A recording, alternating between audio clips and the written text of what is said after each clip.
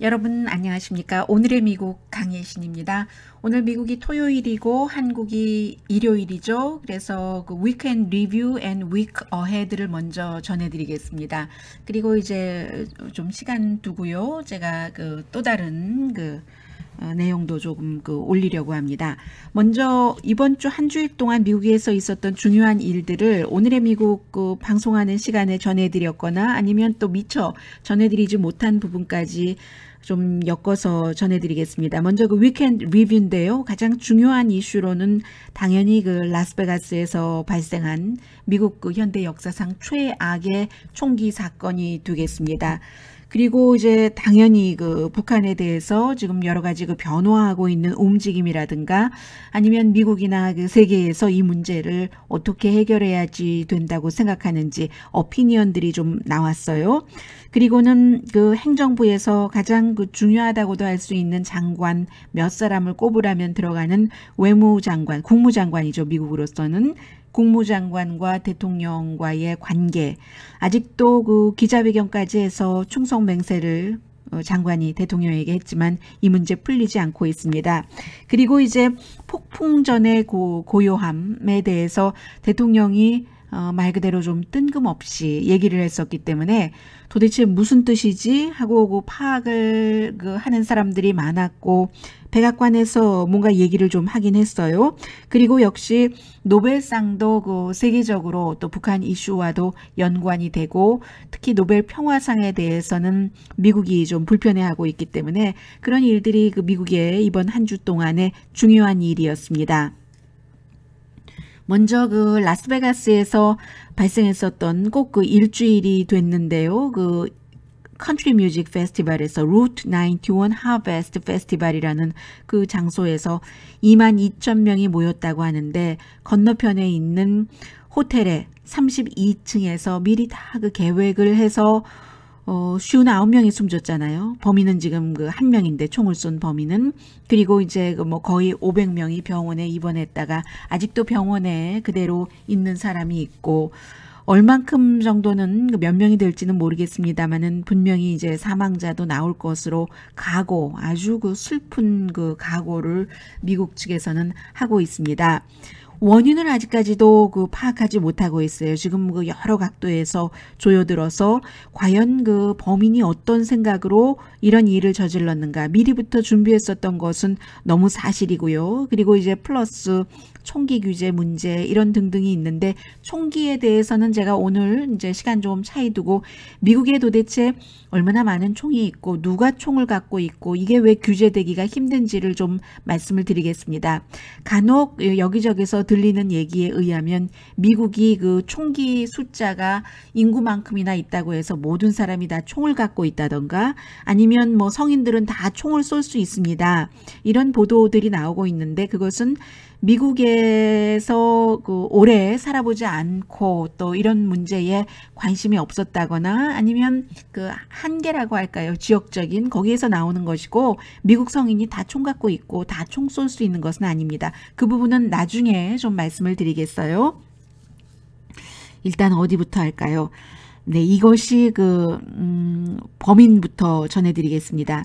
범인은 64세 스티븐 패덕이라는 사람은 제가 지금 여러분들께 방송을 해드리고 있는 캘리포니아주 남가주의 로스앤젤레스에서 조금 남쪽에서 살았어요. 어렸을 때. 그리고 학교도 캘스테이트 유니버시티에서 비즈니스를 공부를 했고 돈으로도 성공을 한 사람이고 그런데 지금 시간이 지나가면서 이 범인이 굉장히 어렸을 때부터 특별한 성향의 사람이었다 하는 것들이 나오거든요. 아버지는 자동차도 훔치고 그 밖에 여러 가지 크레딧도 조작을 하고 나중에는 시리즈로 은행 강도를 저질렀다가 결국은 수배되기도 하고 감옥에 갇혔다가 연방 감옥이에요. 2번이나 탈옥도 했고 그래서 아버지는 숨졌습니다.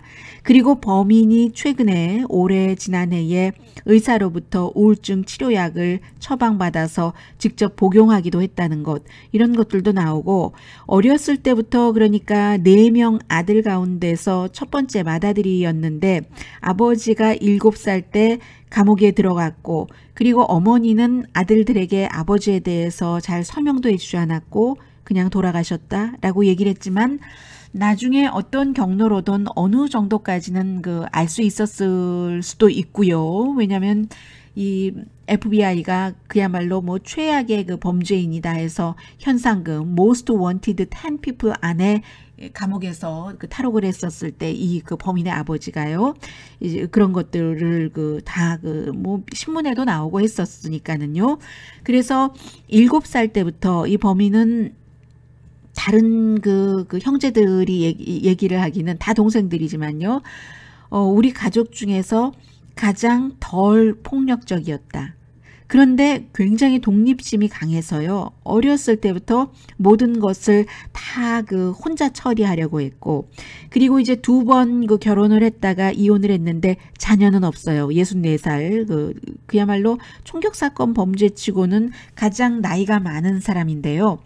돈을 너무나 어려웠기 때문에 어머니가 남편은 이제 은행 강도로 감옥에 들어가고 탈옥하고 하는 사이에 4명의 아들을 키웠어야지 되니까 얼마나 힘들었겠어요? 그래서 가난이 싫어서 이 범인은 이제 대학교 졸업하고 나서 돈이 있는 곳을 가야지 되겠다 해서 국세청을 갔지만 국세청에 돈은 많지만 이 범인의 돈은 없었던 겁니다. 그래서 이제 항공산업이 캘리포니아주에서는 굉장히 활발했었던 때이기 때문에 결국은 계약자 비슷하게 락히드 마틴사에 들어갔는데 돈이 굉장히 많죠. 지금도 뭐 한국의 비행기, 무기 이런 거 파는 곳이 또 락히드 마틴사잖아요. 이 범인의 돈은 아니었던 겁니다. 그래서 나중에 1980년도에 그런 부동산 하면서 거기서 돈을 벌기 시작을 한 거죠. 이 범인은 부동산의 주인으로서는, 랜드로드로서는 아주 좋은 사람이었습니다. 싸게 렌트를 주고 관리를 잘하고 본인이 그래서 뭐 플러밍 이런 것도 다 할 줄 안다고 해요. 그리고 이 LA 라이엇이 90년대 초에 일어났었을 때 그 폭동 기간 동안에 범인도 큰 아파트먼트의 소유주였었기 때문에 그 아파트먼트가 제일 처음에 범인이 샀었던 곳이 30동 유닛의 아파트먼트인데 비싼 곳은 아니에요. 지역이 USC 근처에 있는 이제 아프리칸 아메리칸이 많은 그런 곳에 있었는데 거기서 이제 폭동이 일어나자 총을 들고 지붕에서 자신의 건물을 지켰던 그런 범인이에요. 그래서 이제 굉장히 계산을 잘하고 수리에 빠르고 또 숫자의 감각이 대단하다고 하죠. 물론 이제 나중에 도박사가 됐었을 때도 그 같은 숫자 감각이 크게 활용이 됐었지만 이 범인이 그렇게 부동산으로 돈을 많이 벌었어요. 벌면서 뭐 그렇다고 무슨 대단한 거부는 아니지만요. 돈을 벌어서 어머니에게도 너무 잘해드렸고 지금 플로리다주에 살고 계시는데 거의 90세입니다. 그리고 친한 동생도 정말 먹고 살 수 있게 해줬어요. 동생도 나중에 같이 투자도 할 수 있게 해주고 이 범인이 4명 가운데서 첫 번째 아들이었지만 사이에 2명과는 별로 그다지 왕래가 없었고 맏아들인 자신과 요즘 언론에 자주 나오는 넷째 동생이요. 에릭이라는 그 동생과는 계속 연결하고 본인이 라스베가스에 있을 때 동생 가족들도 호화롭게 여행을 즐길 수 있도록 해주고 그런데 그 같은 본인이 초대한 여행 스케줄에서도 본인은 좀 빠져있고 굉장히 외로움을 즐기는 사람이라고도 할 수 있겠고 외로운 그런 인생들이 있잖아요. 그러면서 80년대 이제 부동산으로 돈 벌고 그 이후에 본격적으로 전문 도박사, 도박이 직업이다 했었을 때는 2000년도부터라고 얘기를 하고 있거든요. 그리고는 그 뒤에 조금 총을 수집하기 시작해서 지금 이번에도 호텔방에 23정이 있었고 40정이 넘는 그런 총을 샀죠.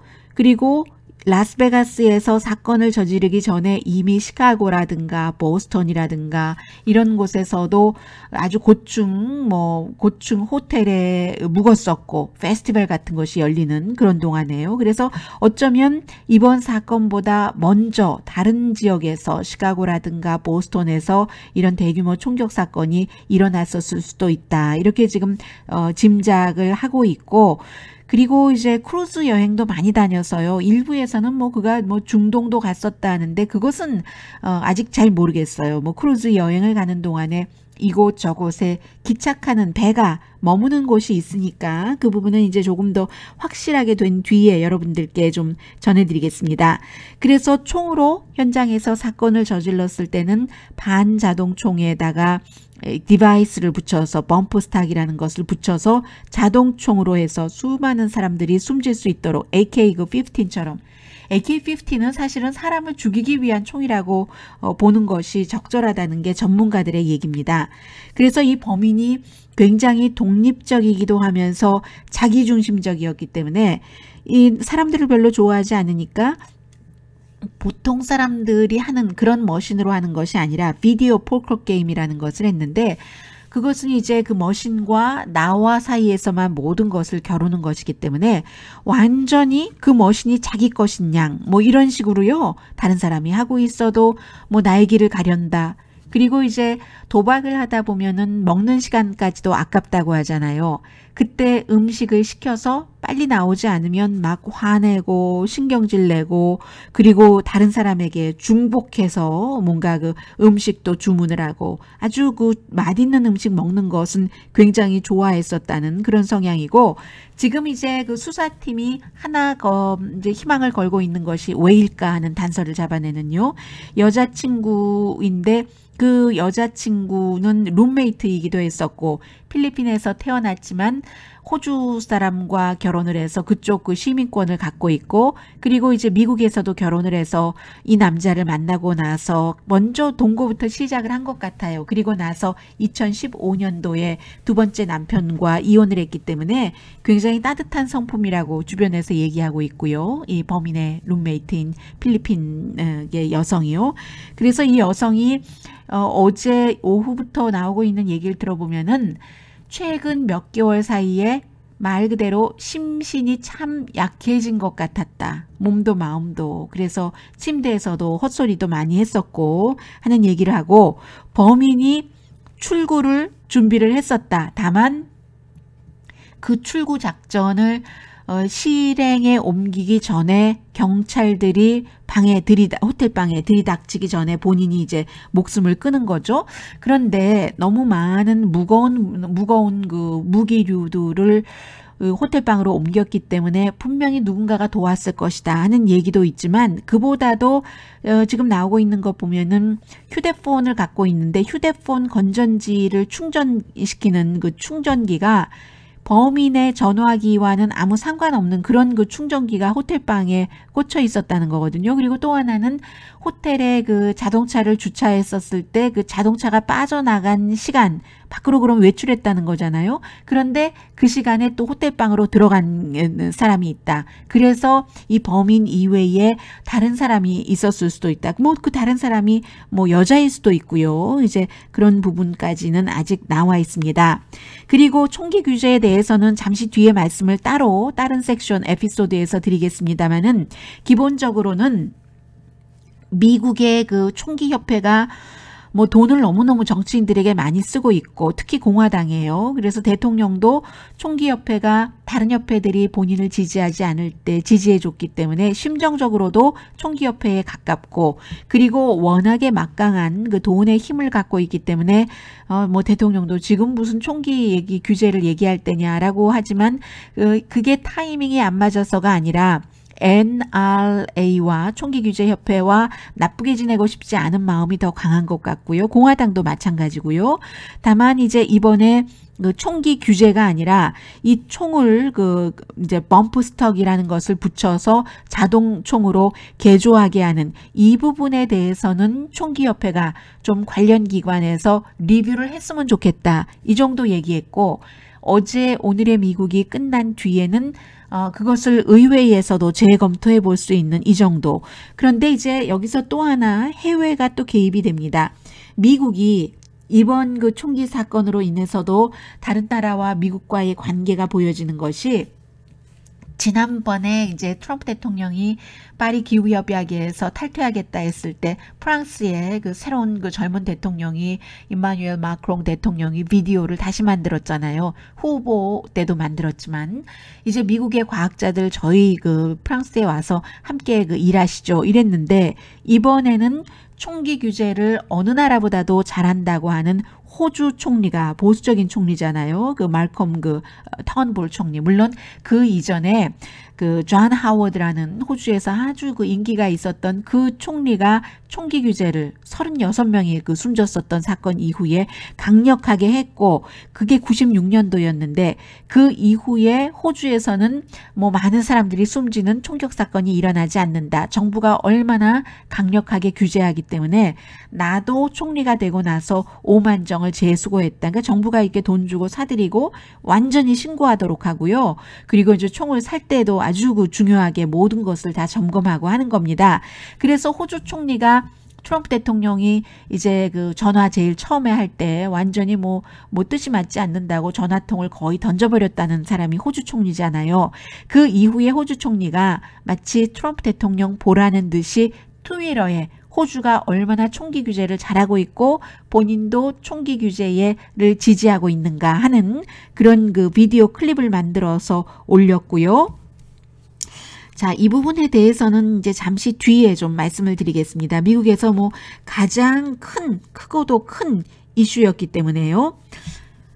그리고 미국에서 그 다음으로 중요한 이슈가 이것은 짧게 그냥 전해드리고 지나가겠습니다.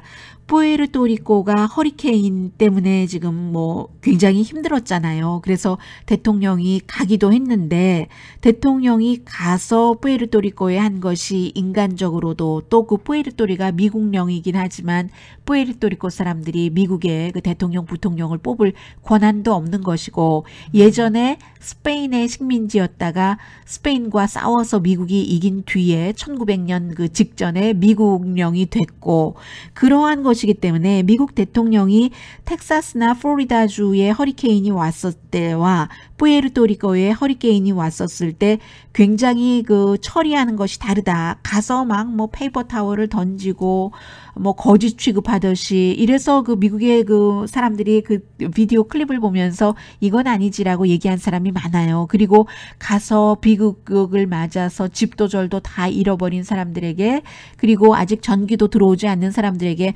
이 그 푸에르토리코의 사람들이 이 지도자들이 뭐 처리를 잘 못하고 기간 산업도 원래 이 허리케인이 나기 전에 엉망이었고 우리 연방 정부가 지금 푸에르토리코 여기에 지금 그 긴급 지원 기금 주느라고 우리도 엉망이야 막 이런 말을 그것이야말로 이제 할 타이밍이 있다 그렇지 않다 하는 사람들이 있어요. 그래서 좀 언짢게 생각하는 사람들도 많았는데 대통령과 백악관 그리고 이제 박스 뉴스는 너무 잘하고 있다 A+다 이렇게 서로 의견이 다른 거예요. 그런데 AP통신이 여론조사를 했더니 미국 사람들 본토에 살고 있는 사람들의 3분의 1만 연방정부가 푸에르토리코의 사태를 수습하는 것에 지지했습니다. 32%였고 지지하지 않는다는 사람이 49%였습니다. 그런데 사람들이 그 텔레비전을 보고 방송을 듣고 라디오를 신문을 읽고 하면 대강은 알 수 있잖아요. 대통령이 텍사스와 플로리다주에 허리케인이 왔었을 때는 저렇게 가서 뭐 사람들을 그 농구공 던지듯이 페이퍼 타월 던지고 하지 않았다. 그리고 너네가 지금 로컬 정부가 이렇게 잘못하니까 그렇지. 우리 골치 아파 죽겠어. 돈 쓰느라고 이런 말 하지 않았다. 뭐 이렇게 생각하는 사람들이 굉장히 많습니다. 오늘의 미국 위클리 리뷰 듣고 계십니다. 그리고는 이제 뭐 제일 중요했었던 것은 또 다른 것은 미국적인 것은요. 북한 먼저 말씀드릴까요? 미국 먼저 말씀드리죠. 렉스 틸러슨 국무장관이 대통령을 그 모런이라고 했다. 바보, 멍텅구리, 전응아. 뭐 대통령 맞아? 뭐 이런 식으로 얘기를 한 거죠. 본인들이 친한 사람들끼리 여러 가지를 국방부의 비밀룸에서 의논을 하면서 그것이 MBC에 방송이 되고 나서 대통령이 그날 이제 그 라스베가스로 가기로 돼 있었는데 2시간 동안 펄쩍펄쩍 뛸 정도로 화가 났고 그런데 사실은 그 전에도 알았다고 하죠. 이제 전해지는 내용에 따르면 그런데 그게 공개적으로 MBC를 통해서 이제 보도가 되니까 대통령이 너무 화가 났고 그래서 비서실장이요. 그 존 켈리 비서실장이 대통령을 비서실장이니까 당연히 라스베가스 총격 사건 때문에 동행하는 것이 뭐 일정표로 돼 있었겠죠. 그런데 대통령이 너무 화가 나 있으니까 이 그 비서실장이 라스베가스를 가지 않고 렉스 틸러슨 국무장관과 국방장관을 이제 오라고 하고 백악관으로 들어오라고 하고 아마 맥메스터 국가안보보좌관도 함께 갔었다죠. 해서 서로 의논을 해서 처리한 게 렉스 틸러슨이 기자회견을 해서 아 나는 그 대통령을 너무 스마트한 사람이라고 생각을 하고 대통령의 아메리카 포스트를 지지하고 대통령이 나를 해고하지 않는 한 내가 대통령에게 충성을 다하겠습니다. 이런 기자회견을 한 거예요. 그런데 렉스 틸러슨이라는 국무장관이 아직까지 지금 국무장관을 하고 꽤 시간이 흘렀음에도 불구하고 중요한 국제정책에 대해서 한 번도 기자회견을 한 사람이 아니거든요. 연설을 하거나 성명을 발표한 사람이 아니거든요.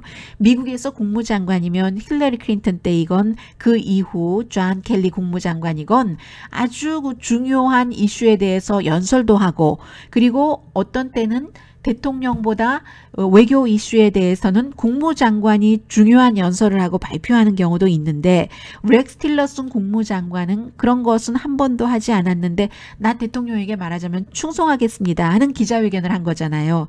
그래서 그 성명을 한 5분 정도 발표를 하고 나서도 기자들이 물었습니다. 과연 모런이라는 MORON이라는 대통령을 바보 멍청이 뭐 전응아 이렇게 불렀습니까 부르지 않았습니까 했었을 때도 끝내 안 했다고 얘기 안 했거든요. 그것은 미국식으로 보면은 했다는 얘기입니다. 그래서 지금 일단은 수습을 했고 사람들은 기자회견 한다고 그럴 때 이거 그 사임한다는 얘기하는 것 아니야? 그 전부터 이제 그 바로 일주일 전도 아니죠. 며칠 전에 이제 그 렉스 틸러슨이 우리 미국이 북한과 적어도 3개의 채널을 갖고 계속 대화를 하고 있습니다라고 얘기를 했고 다음 날 그 트럼프 대통령이 바로 트윗으로 그것은 그 시간 낭비다. 국무장관에게 내가 시간 낭비라고 말했다라고 했잖아요. 그래서 아마 여러 가지 뭐 파리 기후조약, 뭐 이란 문제 다 도대체 맞는 것이 없으니까 사임한다는 것인가 보다라고 생각을 했는데 사임이 아니라 이제 대통령이 해고시키기 전까지는 나에게 대해서 믿음을 보여줄 때까지는 열심히 일하겠습니다 하는 것이죠.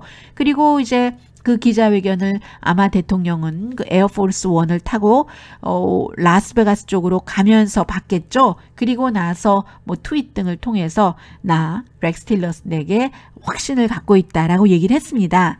그런데 그럼에도 불구하고 오래가지 못할 거야 하는 얘기들은 계속 들리고 있고요. 워낙에 이슈에 대해서 차이가 많아서 더군다나 이제 저 사람 바보 멍청이 아니야? 얼간이 아니야? 뭐 머저리 아니야? 이런 식으로 얘기를 했었던 때가 이 그 렉스 틸러슨의 아버지도 보이스카웃의 CEO였고 본인도 보이스카웃의 프레지던트였고 몇 년 동안요. 그리고 프레지던트를 넘어서 보이스카웃에서 약 4%밖에 되지 않는다는 이글 스카웃의 멤버거든요. 렉스 틸러슨 국무장관도.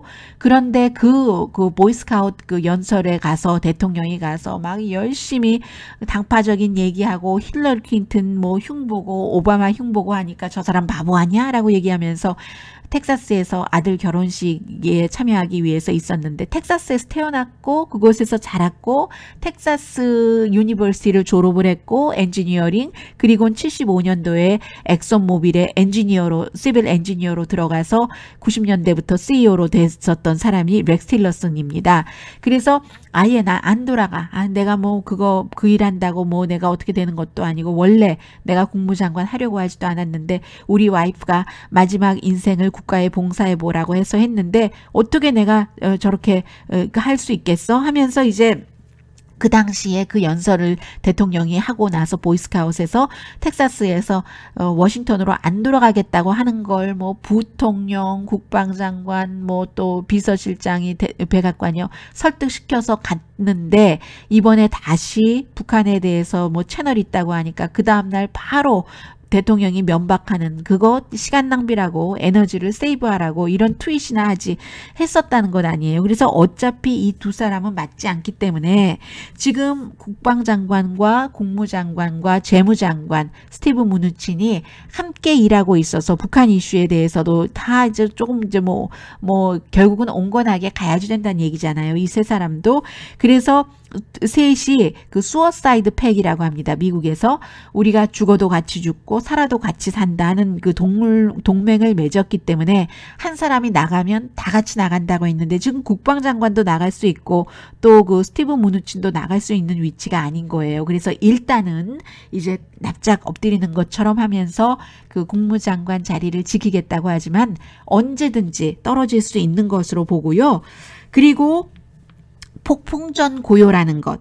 이 부분이 이제 금요일 어제 그 대통령이 미국 날짜로 금요일 말을 했는데 목요일 날 밤에 사령관들을 쭉 그 백악관에 초대해서 사령관들과 저녁을 그 먹기 직전에 사령관 가족, 멜라니아 트럼프 함께 그 기록 사진을 찍으면서 대통령이 Calm before the storm이라고 얘기를 해버린 겁니다. 그러니까 폭풍 전의 고요함 이렇게 된 거예요. 그러니까 폭풍 전이야. 그리고 기자들이 그 사진을 찍는 그 자리에서 그게 무슨 뜻이에요? 뭐 아이시스? 이라크? 뭐 아니면 노스코리아? 여러 가지로 얘기를 했지만 대통령이 답변을 하지 않고 다시 calm before the storm이라고만 얘기를 하고 나중에 알게 될 것이다 했습니다. 그래서 이건 또 뭐지 하고 이제 백악관에서 이제 막 이제 누구죠? 세라 허커비에게 그 백악관 대변인에게 기자들이 물었더니 세라 허커비가 얘기하기를 대통령은 언제 그 군사작전이 있으면 전임 그 대통령들처럼 그런 것에 대해서 기자회견으로 얘기 같은 것 하지 않습니다. 왜냐하면 뭐 오사마 빈 라덴을 뭐 방금 처형했습니다. 뭐 예를 들어 그런 것, 뭐 지금 뭐 리비아의 누구를 뭐 사담 후세인을 하는 것을 그 오바마 대통령이 그 백악관에서 다 기자회견하고 했잖아요. 보통 다 하죠. 그 조지 부시 대통령도. 그런데 트럼프 대통령은 그런 것 안 할 겁니다. 그 정도로만 얘기를 했고요. 그리고 어찌 보면 이럴 수도 있을 것 같아요. 우리가 보통 사진을 찍을 때 미국에서도 치즈 하잖아요. 우리 김치 하는 것처럼 웃으라고. 그런데 그 장면에 사진 찍기 직전 대통령이 하는 말을 제가 계속 그 리플레이를 해보니까 사진 찍기 전에 대통령이고 또 사람들이 아주 그 부드러운 그런 그 필드에서 온 사람들이 아니라 군인들이니까 기강이 있고 하잖아요. 굉장히 조용했어요. 다른 때 그 기념사진 찍을 때보다 고요, 정적, 적막강산 그 자체였거든요. 그러니까 사진 찍기 전에 이제 대통령이 뭔가를 그 말하는 거 있잖아요. 그리고 가만히 있기도 쑥스러울 때도 있고 하니까 그러니까 뭔가 또 대통령 머릿속에는 지금 그 군인들과 같이 있었고 하니까 Calm before the storm이라고 얘기를 했는데 이건 정말 뭐 장난스럽기도 하다고도 할 수 있는데 얼핏 든 생각이 Calm before the storm. calm은 조용한 거죠. 사진 찍기 전에 셔터가 눌러지기 전에 클릭, press the shutter 하기 전에 조용함, 그 고요함을 calm이라고 할 수도 있고 before the storm, 이 storm이라는 것이 클릭 내지는 press the shutter 할 때예요. 그래서 그런 말을 혹시 한 것이 아닌가, 별로 의미 있게 한 말이 아니라면 뭐 그런 생각도 들고요. 이건 정말 제 생각이에요. 그냥 그 장난스럽게 해본 그런 생각입니다. 그래서 미국에서는 이번 주에 그런 일들이 좀 그 중요하게 있었습니다. 위크엔드 리뷰에서 가장 그 중요하게 이번 주에도 있었던 일이라면 북한과 한미 무역 협정, 한국과 관계된 것이라고 할 수 있겠는데요. 제일 먼저 내일 그 뉴욕타임스를 신문으로 받아보시는 분이라면 그 선데이 리뷰에 니콜라스 크리스토프라는 뉴욕타임스에서 가장 뭐 유명한 그 컬럼리스트 가운데 한 사람이죠. 닷새를 북한을 방문하면서 평양발로 평양에서 다 그 기사를 작성을 해서 인터넷에서는 올렸는데 본인이 여러 번 그 북한에 가보고 한 그런 결과에 따르면 지금 북한에서 반미 감정이 어느 때보다 강해서 본인들의 그 북한의 외무성에서도 미국 사람에 대한 반감이 너무나 높기 때문에 이제 그 초대소에서 묵게 하고 길에서 사람들을 만나서 물어보더라도 그 반미 감정이 굉장히 그 아주 최고조였다는 거예요. 본인이 느끼기에는 여지까지 중에서. 그래서 미국에서도 이렇고 북한에서도 그렇기 때문에 정말 뭔가 그 군사 충돌도 있을 수 있는, 전쟁이 일어날 수도 있는 그 정도의 그 긴장은 어느 때보다도 강하다. 그래서 북한에서도 한반도가 핵전쟁의 전야다라는 표현도 했다고 얘기를 했고요. 그러나 본인이 이제 2012년도에 이라크와 미국이 전쟁을 치르기 전에, 전쟁을 치른다기보다 그 일방적인 침공이었었죠. 미국도 그렇게 얘기합니다. 그래서 이제 그런 것들이 있기 전에 그 고요함과 마찬가지라는, 그런데 그때도 그 위험을 막을 수 있었는데 막지 못했고 이번에도 막을 수 있는데 막지 못하는 것과 같다. 그런 내용이 있었고요. 그리고 이제 니콜라스 크리스토프 씨가 북한의 관계자와 인터뷰를 많이 하고 그 가운데 하나 얘기했었던 것이 미국의 대학생 오로 원비어가 북한에 억류됐다. 미국으로 풀어줬는데 풀어주고 나서 일주일 만에 숨졌잖아요. 그래서 북한에서는 우리는 최선을 다해서 돈도 많이 들이고 정성껏 간호했는데 미국에 가자마자 숨진 것은 공산주의가 나쁘다고 선전하기 위해서 이건 미국에 뭔가 계략이 있었다. 북한에서 그렇게 얘기를 했다는 거예요. 그래서 이제 니콜라스 크리스토프 씨가 그렇게 썼고 저는 뉴욕타임스가 이렇게 현장 취재를 보도를 했다고 전해드렸는데 어떤 또 유튜브에서 들으신 분은 그것을 잘못 알아들으신 건지 아니면 알아들으시기 원하는 방향으로 알아들으신 건지 저보고 미국이 워러 온비어를 살해했다고 보도를 했다고 공정하게 보도를 하라고 하시는 분까지 계셨습니다. 그런데 이제 사실은 그 정도는 무시해도 상관없는 그런 그 어피니언인데 잘못된 어피니언이기 때문에 제가 정규 방송이 아니기 때문에 뭐 그저 이 정도 말씀은 드릴 수도 있겠다 싶어서 말씀을 드렸고요. 항상 제가 여러분들께 전해드리는 것은 거의 모든 것이 이제 어떠한 그 뉴스원을 인용을 하는 것이기 때문에 방송 끝나고 나서 todayyus.com 제 그 개인 웹사이트입니다. todayyus.com에 제가 헤드라인과 함께 헤드라인에 그 파란색 글씨가 있어요. 그 글씨를 클릭하시면 전부 방송의 그 원문으로 링크가 됩니다. 물론 방송할 때는 그 정도 링크보다 훨씬 많은 것을 보고 방송을 하지만 어쨌든 중요한 것은 다 링크가 돼 있고요. 그리고 그 밖에도 요즘 미국에서는 북한이 이미 핵을 가졌기 때문에 인정할 수밖에 없는 것이 아닌가 그런 내용들이 많이 나오고 있거든요. 그래서 이제 지미 카터 전 대통령도 역시 전쟁의 가능성이 어느 때보다도 강하다면서 틸러슨 국무장관이 채널을 오픈하고 있다고 하는 것은 좋은 스텝이고 그 뒤에는 한국, 일본, 미국, 중국이 다 포함해서 서로 합의된 그런 장소에서 북한 핵 문제를 어떻게 풀 것인지 국제 컨퍼런스를 열어야지 된다. 본인이 이제 김일성 전 주석도 만나봤고 그 이후에도 여러 그 북한 관계자도 만나고 해보면 결국은 북한은 북한의 입장이 있다는 거죠. 협상을 하려면 상대의 입장을 헤아리지 않고는 안 되고 그러면 많은 분들은 또 그 협상이 되느냐? 협상을 왜 하냐라고 얘기를 하시면 그런 분들은 나 죽겠다 하는 내 목숨을 내놓고 그런 말씀을 하시는 것이 적절하다고 생각이 되고요. 한반도에서 이제 전쟁이 일어난다면 서울에 계신 분들 많은 분들 숨집니다. 그런데 서울에 사시면서도 전쟁해야지 된다고 생각하시는 분들은 어떤 뜻으로 그런 것인지 저는 그 부분은 이해가 안 돼요. 다른 부분은 사람마다 의견이 다르고 또 그 갖고 있는 깊이가 다르고 또 생각하고 있는 포커스가 다르고 하기 때문에 어떤 의견도 낼 수 있다고 생각을 합니다. 그런데 한반도에 전쟁이 일어나야지 된다고 생각하시는 분들은 저는 이해할 수가 없고 그런 분들을 이해하고 싶지도 않습니다. 이 세상에 누구의 목숨이라도 안 일어날 수 있는 전쟁으로 왜 죽어야지 됩니까? 그래서 지미 카터의 그 부분에 대해서도 반대하시는 분들이 많으신데 그분들의 의견은 저는 별로 받아들이고 싶지 않아요. 그리고 좀 갖고 있는 사람이 조금 더 너그럽게 이제 그 협상을 해서 이것을 어떠한 형태로든 사람이 죽지 않는 방향으로 해야죠. 무기를 쓰라고 하는 것은 죽으라는 거잖아요. 누구라도 왜 죽어야지 되는지 저는 거기에는 동의하고 싶지 않고요. 저에게 반대하셔도 할 수 없습니다. 그것은 여러분의 의견이고 저의 의견은 이렇습니다. 그리고 오늘은 더군다나 정규 방송도 아니기 때문에 제가 전쟁이 일어나서는 안 된다는 저의 의견을 분명히 말씀드릴 수가 있습니다. 월스트리트저널의 워싱턴 지국장인 제럴드 세이비치도 그런 표현을 했어요.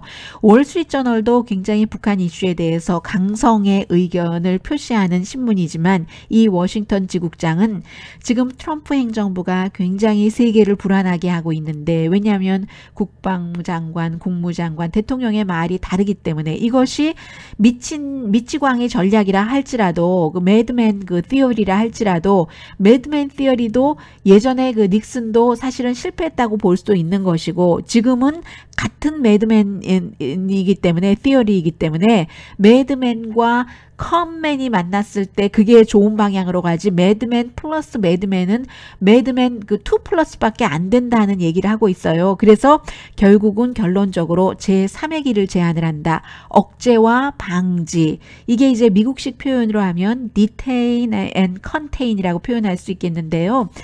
이미 갖고 있는 이 핵을 쓰지 않도록 억제하고 방지하는 것을 얘기를 했고 영국의 이코노미스트도 마찬가지로 이미 북한 핵을 개발하지 말라고 하는 데는 늦었다. 그러나 그 사용을 중지시키는 것은 늦지 않았다. 전쟁이 일어난다면 첫날 남한 사람 100만 명이 죽을 수도 있다. 이런 얘기를 하면서 결국은 워싱턴에 북한 대사관도 만들고 고위급을 평양에 파견을 하고 북한 주민에게는 우리가 북한 정권을 싫어하는 것이지 북한 주민을 싫어하는 것이 아닙니다. 이런 것을 확신시켜야지 된다는 얘기 북한에 대해서는 많이 나왔고요. 그리고 이제 뭐 노벨 의학상, 생리의학상, 물리학상, 문학상 발표가 있었고 경제학상 지금 하나 남았고요. 평화상이 아이캔이라는 101개국 소속 468개의 NGO로 구성된 핵무기를 폐기하자는 국제적인 운동을 하는 단체에 들어갔잖아요. 그래서 제가 어제 여러분들께 미국이 별로 좋아하지 않습니다라고 말씀드렸어요. 미국이 핵을 많이 갖고 있으니까 러시아와 핵탄두를 줄이자 하고 그 협상은 했어도 완전히 파기하자고는 이 사람들이 완전히 폐기하기는 원치 않는 거예요. 어느 정도는 갖고 있길 원하는 거예요. 쓰지는 않겠지만 억제용으로. 그래서 미국이 좋아하지 않습니다라고 했는데 미국만 좋아하지 않는 게 아니라 자고 나니까 러시아도 싫다고 하고 뭐 나토도 갖고 있잖아요. 그래서 이제 이게 핵을 갖고 있는 국가들은 핵무기 폐기하는 그런 그 국제적인 운동을 하는 기구가 평화상을 받은 것을 뭐 좋아할 리가 없죠. 유럽도 마찬가지로 완전히 그 폐기해야 된다 하는 국가들은 핵을 갖지 않고 안 갖고 있거나 뭐 그런 국가들이잖아요. 그래서 이제 그런 문제가 있고 또 노벨 문학상에 대해서 제가 시간이 없어서 말씀을 많이 못 드렸었는데 그 이시구로 그 가주오 54년생이고 4살 때 일본에서 나가사키에서 태어나서 이제 그 아버지 어머니를 따라서 영국으로 가서 지금은 스코틀랜드 여성과 결혼을 해서 딸이 있는데 일본에서는 이제 그 여러분들이 너무나 그 좋아하시는 그 하루키가 받을 것이다. 무라마키 하루키가 받을 것이다 해서 전부 서점에 그 사람 책을 쫙 그 진열해 놨다가 바꿨다고 하잖아요. 근데 저는 그것은 말씀 안 드리고요. 어쨌든 그런데 이 사람의 그 책이 이 사람이 런던에서 살고 있기 때문에 그렇게 얘기를 하더군요. 런던을 너무 사랑하는데 런던에서 사는 것도 좋은데 만약에 내가 런던에 관한 책을 쓴다면 그야말로 뱀파이어가 다른 곳의 거 피를 쫙 빨아먹는 이런 곳으로 런던을 표현할 것 같다.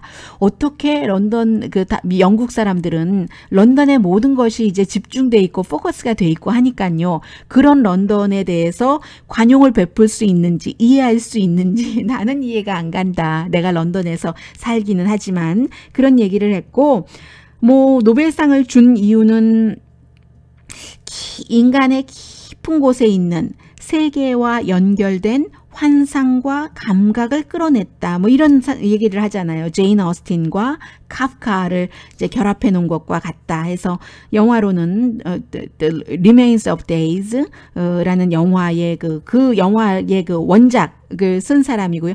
책을 지금까지 8권밖에 쓰지 않았기 때문에 네, 총 다 쓴 책이 8권이기 때문에요. 그리고 이제 그 나가사키에서 원자탄 폭탄이 터지고 나서 그 이후에 대해서 A Pale View of Hills라는 책을 쓴 것. 그런데 이제 이 사람이 영국에 대해서 쓸 때는 완전히 영국적이지 않고 일본에 대해서 쓸 때는 완전히 일본적이지 않고 제3자적인 그렇게 쓸 수밖에 없겠죠. 이제 그런 부분이요. 그리고 또 하나는 맨 부커상의 후보에 4번 올라서 1989년도에 상을 받았어요. 그 한강 작가가 받은 것과 마찬가지로요. 그래서 이제 그 정도 부분 말씀드릴 수 있겠고요. 한미 자유무역협정을 말씀을 안 드렸네요. 한미 자유무역 협정은 이제 완전히 나프타 이런 것보다는 조금 약하게 지금 재협상을 한다는 거잖아요. 양측에서 한다는 것인데 월스트리트저널의 표현에 따르면 이게 한미 자유무역 협정은 동맹국 사이에는 무역이라는 것이 단순한 무역이 아니기 때문에 더군다나 북한이 계속 지금 핵실험을 하고 있기 때문에 미사일 테스트를 하고 있기 때문에 한국과 미국은 군사 전략적 관계라는 것까지 다 이제 두고 해야지 된다 하는 것이고요. 그리고 이제 적어도 트럼프 행정부가 뭐 완전히 탈퇴한다고 하더니 탈퇴는 안 하고 지금 뭐 협상을 이제 해보는 것이잖아요. 그리고 그 사이에 2017년 첫 7개월 동안 미국이 수입이 수출보다 많아서 뭐 무역 적자 있는 것 이런 것들인데 이게 이제 점점 지난 1년 전보다는 줄어들고 있다는 거예요. 한국과 미국 사이에요. 그리고 의회에서도 지금 무역위원회에 속한 의원들뿐만이 아니라 외교 군사위원회에 속한 그런 위원들이 한미 자유무역협정 같은 것은 굉장히 신중하게 이제 우리가 북한을 사이에 둔 우방이라는 것을 갖고 해야지 된다. 그리고 모든 것이 뭐 자동차라든가 휴대폰, 전자제품 같은 것은 한국에 미국이 지금 손해라고 할지 모르지만 뭐 저작권 등을 통해서 이득 보는 것, 농산물 같은 것, 또 서비스업 같은 것, 은행업 이런 것들이 이제 또 다시 이제 검토를 해봐야지 되는 부분들이 있다. 너무 밀어붙여서는 안 된다라고 얘기를 하고 있습니다.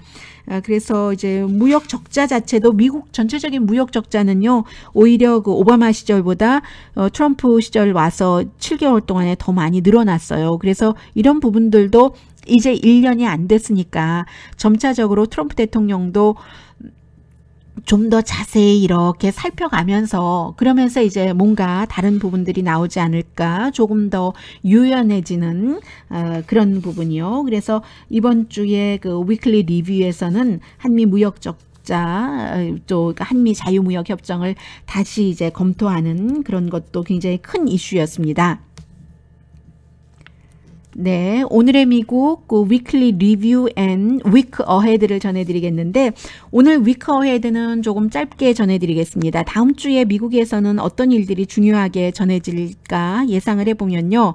일단은 월요일 한국 날짜로 화요일이 컬럼버스 데이예요. 그래서 이것도 미국의 행정부가 바뀌면서 컬럼버스 데이를 대하는 백악관의 입장에 차이가 있는 거죠. 지금 트럼프 대통령은 컬럼버스 데이에 유럽 사람들이 이제 영구적으로 미국에 왔다. 그래서 인간의 역사를 바꾸고 훌륭한 이 미국이라는 나라를 개발시켰다. 컬럼버스를 아주 창조적이다라고 칭찬을 했고 스페인 여왕이 보냈잖아요. 이태리 탐험가 컬럼버스지만 그렇게 얘기를 했습니다. 그런데 그에 비해서 오바마 대통령은 임기 마지막에 컬럼버스 데이에 물론 개척 정신 같은 것은 훌륭했지만 그러나 동시에 컬럼버스가 와서 원주민이 얼마나 고통을 받았고 고통에 고통을 받았는지를 우리가 오늘날 미국 사람들이 그것도 생각을 해야 된다. 네이티브 아메리칸들이 미국에서 유럽인들이 오기 전에 얼마나 오랜 동안 살았는가. 그리고 완전히 뭐 총 갖고 와서 다 숨지게 하고 그랬잖아요. 그런 게 있고, 또 하나는 컬럼버스 데이를 맞아서 중국의 이제 구구절 뭐 이런 것들, 구구절이라기보다 이제 그 노동당 창건일 1945년이죠. 45년이죠. 해서 핵 테스트를 핵이라기보다 미사일 테스트를 할 것이다. 이게 이제 더 중요하게 보여지고요. 왜냐하면 항상 북한이 타이밍을 중요하게 생각했잖아요. 장거리 미사일을 테스트할 것으로 그렇게 보고 있습니다. 미국에서는요. 이번에 중거리가 아니라 장거리 테스트를 할 것으로 보고 있고, 그 이후에 지금 뭐 국무부, 국방부와 트럼프 대통령의 반응이 어떻게 다를 것인가, 이게 이제 다음 주에 굉장히 중요하게 보여지고요.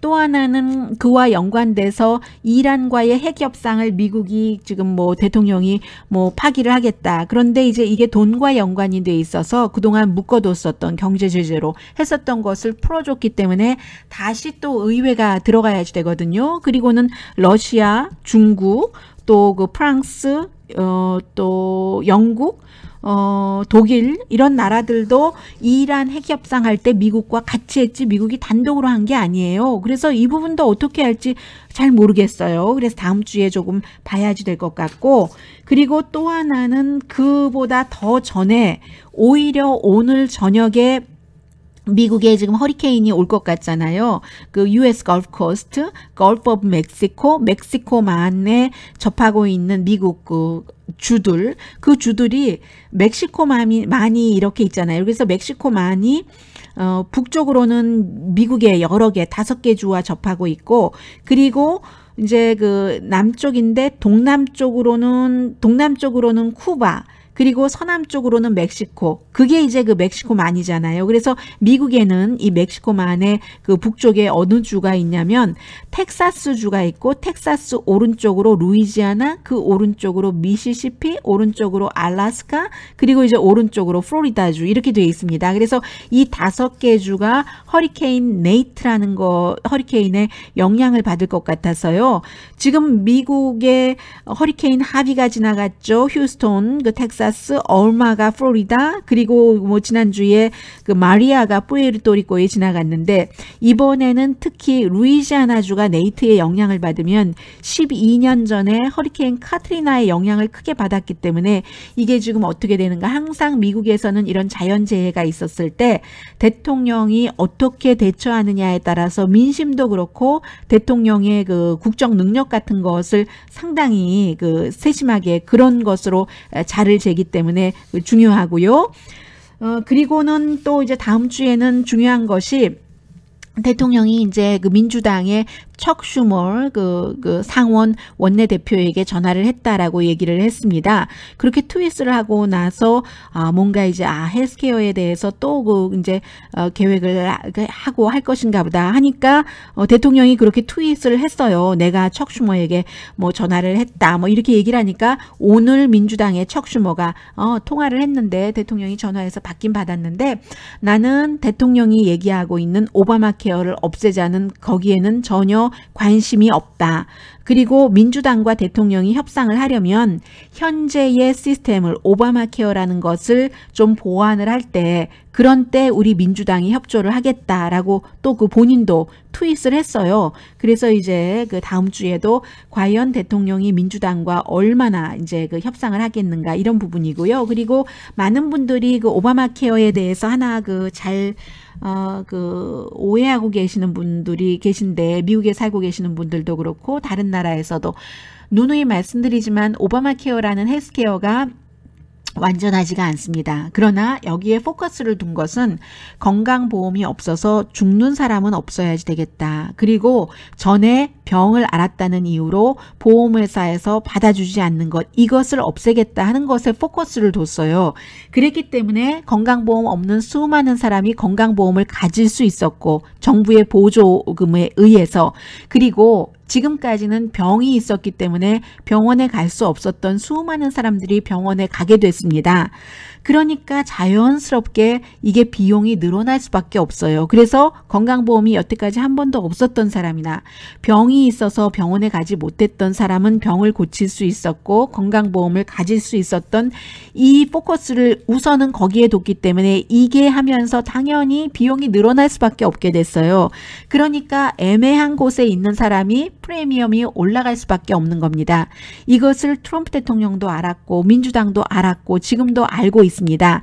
그래서 건강한 사람들이 점차로 많이 들어오면은 약간의 돈을 내면서 이제 그 치료를 받지 않으니까 여기서 상쇄될 수 있는데 아직까지는 너무 아파서 아팠는데도 병원에 갈 수 없었던 사람이 많이 가고 건강한 사람들은 보험에 가입을 많이 안 하고 오히려 벌금을 물더라도 이렇게 돼서 이것을 어떻게 균형을 맞추느냐 이게 이제 그 오바마 대통령 임기 마지막에 하려고 했었던 일이고 아직까지 못하고 있는 일이고 그렇습니다. 그래서 이게 균형이 좀 맞고 정부가 일단 이제 이미 혜택을 본 사람들은 혜택을 놓는 걸 원치 않잖아요. 그래서 이것이 이어졌다면 정부가 보조를 조금 하고 이쪽에서 끌어올리고 끌어내리고 하는 것이 잘 됐다면 어떻게 됐을지 모르겠는데 지금은 이제 오바마 케어라는 것을 다 없애고 싶어하는 트럼프 대통령이 들어와서 이게 좀 잘 안 되고 있는 것이고요. 그러나 트럼프 대통령이 완전히 없애기도 쉽지 않아 보입니다. 이게 사람들이 다 싫어한다면 왜 오바마 케어를 정치인들이 없애지 못하겠어요? 오바마 케어를 좋아하는 사람이 싫어하는 사람보다는 더 많기 때문에 이게 없어지지 않는 겁니다. 아주 공식은 간단한 겁니다. 수요와 공급의 원리에 따라서. 그래서 한국 분들 가운데서도 프리미엄이 올라간다고 힘들어 하시는 분들이 계세요. 그런 분들 정말 힘든 거 사실입니다. 그러나 이제 그 부분을 고치는 쪽에 포커스를 두고 지금까지 아파도 병원에 못 갔거나 보험이 없었던 사람이 절대로 이것을 놓치지 않을 겁니다. 그래서 오히려 어떻게 그분들의 프리미엄을 싸게 고치는가? 정부가 보조를 더하면 더했지 보조를 끊고 이런 쪽으로 나가면 더 힘들어지는 거죠. 그래서 이것은 너무 복잡하고 아직까지도 해결해야 될 부분이 많이 있는 것이고 다음 주에도 주목을 받게 될 것이고요. 특히나 대통령이 계속 민주당 의원들과 일을 하느냐 하지 않느냐 여기에 따라서 미국에 이제 2018년도에 내년에 선거가 있는데 이 선거에도 영향을 미치게 되고요. 이제 다음 주에 뉴스 하면서 좀 자세히 전해드리겠습니다. 그리고 또 하나 다음 주에 주목받게 될 것은 미국 대통령이 지금 결혼을 3번 한 사람이잖아요. 그때마다 이제 다른 여자가 등장을 해서 이혼을 하고 했는데 첫 번째 부인인 이바나 트럼프가 지금 대통령에 자주 등장하는 3자녀의 어머니입니다. 2 아들과 이방카의 그리고 이제 티파니라는 두 번째 부인과는 하나 아이를 낳는데 별로 등장하지 않아요. 20대인데 그리고 지금 뭐 26년 차인가요? 그렇게 차이가 나는 멜라니아와 10살 된 11살인가요? 이제 아들 하나가 있는데 첫 번째 부인이 이바나 트럼프가 책을 내고 다음 주에 책을 발표를 하는데 사람들은 거기에 포커스를 두는 거죠. 지금 첫 번째 딸과 2 아들이 대통령에 영향을 많이 미치는데 그 자녀들의 엄마가 어땠을까? 이것은 어떻게 아이들에게 영향력을 줬을까? 누구라도 그 엄마와 아빠의 그 유전자와 여러 가지 성품이나 교육의 영향력을 벗어나는 자녀는 없잖아요. 그래서 사람들이 주목을 좀 할 것 같고 이미 이바나 트럼프가 책 선전하기 위해서 원래 모델이었죠. 체코에 내가 첫 번째 남편이랑 일주일에 한 번씩 통화하는데 나보고 체코 대사하라고 그랬는데 내가 거절했어. 나는 자유로운 삶이 좋아. 뭐 이렇게 얘기하잖아요. 원래는 그 당시에는 본인이 나 체코 대사 하고 싶다라고 했었던 것으로 나오는데 아무튼 모르겠습니다. 책에도 그렇게 써 있겠죠. 대통령이 하라고 했는데 내가 거절했다라고 하고 또 하나 중요한 것이 앞으로 15년 안에 미국에서 이방카 트럼프라는 대통령을 볼 수 있을 것이다. 딸이 대통령이 되기를 원하는 거죠. 그런 내용들이 있대요. 그래서 First Lady는 뭐 내가 별로였지만 First Mother 만약에 딸이 대통령이 된다면 그것은 오케이지라고 얘기를 하고, 아마 지금 그 트럼프 가문에서는 이방카도 대통령이 되는 것, 아니면 사위가 대통령이 되는 것, 아들들이 대통령이 되는 것, 여기에 포커스를 맞추고 가는 것 같다 하는 게 이 그 첫 번째 부인의 책에서 조금 나오고 있고요. 미국에서 대통령이 될 수 있는 나이 제한이 있어요. 35살이 되면은 이제 그 대통령이 될 수 있는 나이거든요. 그리고 미국에서 태어나야지 되고, 그런 부분 때문에 다음 주에 나오는 raising Trump, raising이라는 게 여기서는 이제 자녀들을 키우다 하는 그 raise 할 때 raising이 되겠죠. 그래서 raising Trump라는 책이 다음 주에 나오는데 좀 주목을 받을 것 같고요. 트럼프 대통령을 만나기 전 결혼하고 이혼하고 이런 모든 것이 적혀 있다고 하고, 77년부터 92년까지 결혼을 했습니다. 그리고 그 말라 메이플이라는 또 다른 그 모델이었죠. 이 사람도 해서 이혼을 했고, 그리고 세 번째 부인도 그 슬로바키아의 모델이고요. 그래서 뭐 이런 정도 다음 주에 주목을 받을 것 같습니다. 여기서 이렇게 weekly review week ahead 끝내겠습니다. 제가 몇 시간 뒤에는요, 미국의 총에 관한 뭐 거의 그 윤곽은 잡을 수 있는, 그게 왜 미국은 왜 저러지 하는 그 정도는 좀 그 이해가 될 수 있는 미국의 총기류에 대해서 좀 그 몇 시간 뒤에 여러분들께 전해드리겠습니다. 오늘의 미국 weekend review week ahead 여기서 마무리합니다. 강혜신이었습니다.